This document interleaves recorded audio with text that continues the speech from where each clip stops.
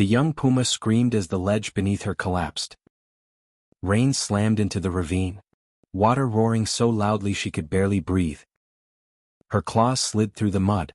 One more slip and the flood would take her. A rope dropped out of the darkness. A firefighter scrambled down the slope, boots skidding, rain blinding him. He reached her just as the ledge shattered completely. The puma fell.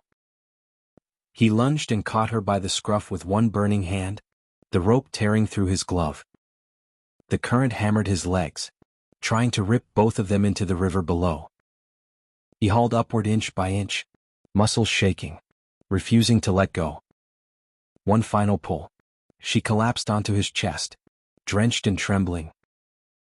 He covered her with his emergency blanket, whispering to calm her as the storm raged around them. She never forgot the man who saved her life. Years passed, and the puma grew into a powerful mother of two. She stayed on the high ridges, avoiding town, except for one house at the forest's edge, where she'd pause at dusk, remembering the human who once saved her from a storm. But the mountains had changed. A brutal heat wave turned the underbrush to tinder. Lightning sparked fires that the crews barely contained. Smoke crept into her territory. Coyotes fled uphill. Birds abandoned their nests. One evening while hunting, the puma saw it, a wall of fire crawling toward her den, fast and hungry. Her cubs cried behind her. There was no escape through the cliffs. No safety in the woods. Only one place remained where she had ever survived disaster: the human's home. The fire hit before the wind could warn. The puma woke to cracking timber and heat rolling into her den. Sparks rained at the tunnel entrance. Her cubs squealed. She herded them backward, searching for a gap, but the flames were already tearing through the brush. She lunged into the smoke. The world was orange and choking. Trees collapsed, embers exploding across the path.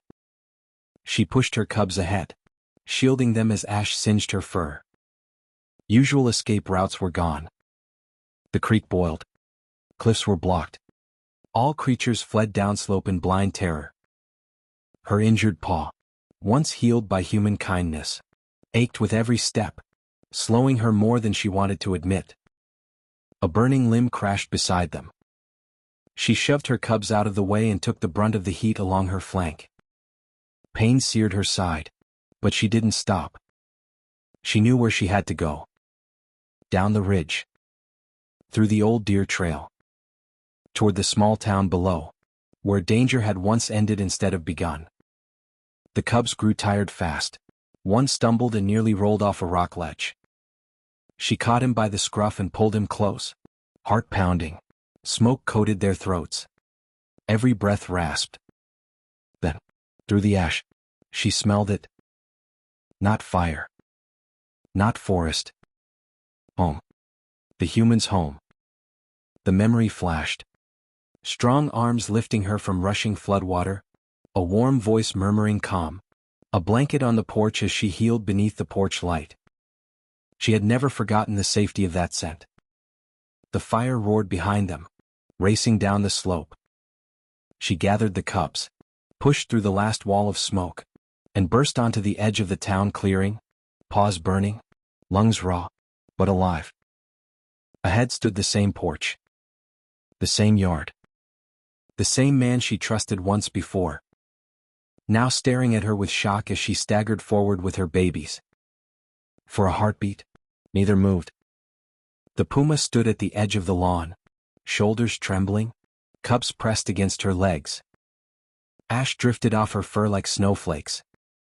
The firefighter, now off duty, dressed in a faded t-shirt, slowly lowered the hose he'd been using to wet the yard.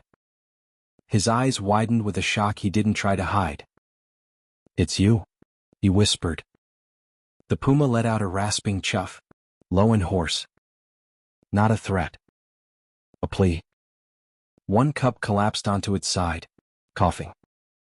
Instinct ripped through him. The firefighter stepped forward before fear could talk him out of it. The mother stiffened, but didn't strike. She simply watched, unblinking. He knelt, palms open, letting her see every movement. "It's okay," he murmured. "I've got you." The cub flinched as he slid his arms beneath it, but the puma dipped her head. Permission granted. He lifted the trembling little body and hurried toward the porch. The other cub tried to follow but staggered. The puma nudged it gently, guiding it forward. The firefighter returned with a thick blanket and a bucket of clean water. He set them down, retreating just enough to give her space. She lowered her cubs into the blanket, curling half around them, half watching him. Behind them, the mountains glowed red. Flames crept down the ridge, embers carried on the wind. He moved to the porch window, grabbed his radio. "I have injured wildlife, 2 cubs and a mother. They need evacuation now. Fire is 30 minutes out." The dispatcher replied, "Tense. Copy. Stay put.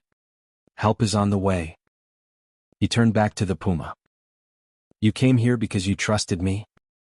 Didn't you?" A soft rumble answered, deep, grateful, exhausted. He filled a bowl with water and slid it toward her with the back of his hand, never turning his palm upward, never making himself look larger. The puma sniffed, then gently nudged her cubs to drink. A siren wailed in the distance. She stiffened.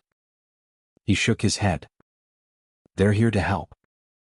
Just like before. For the first time since she appeared, her body eased. She pressed her forehead softly, briefly, against his arm.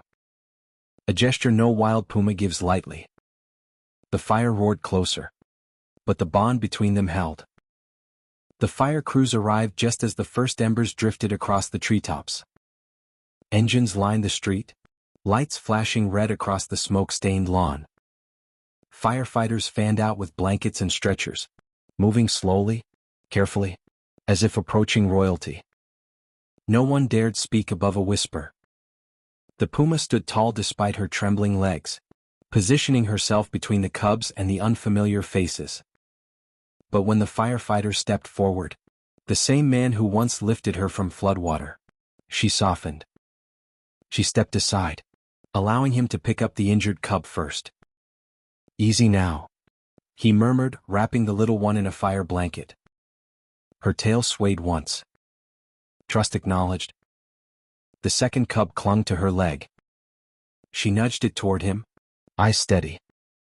Another permission. The team carried the cubs toward the animal rescue transport, engines rumbling, the sky behind them flickering orange. The puma followed a few steps, then stopped at the edge of the lawn. She looked back at the firefighter. He froze. Ash swirled around them, glowing in the headlights. She blinked slowly, once, twice, then lowered her head in a gesture so deliberate it felt like language. "You brought them to me, so I could bring them back to you," he whispered. A gust of wind carried sparks from the ridge. The fire was descending fast. He tried to guide her toward the transport. "Come with them. We'll get you out." But she didn't move. She wasn't leaving her territory. Not again. She had brought her cubs to humans for safety. Her part was done. With a final rumbling chuff, she turned and disappeared into the drifting smoke, her silhouette swallowed by the burning forest. Hours later, after the fire crews pulled back, the firefighter stood alone on his lawn. From deep within the scorched valley came a single call, a puma's voice, strong and alive. Not a cry for help. A message of thanks.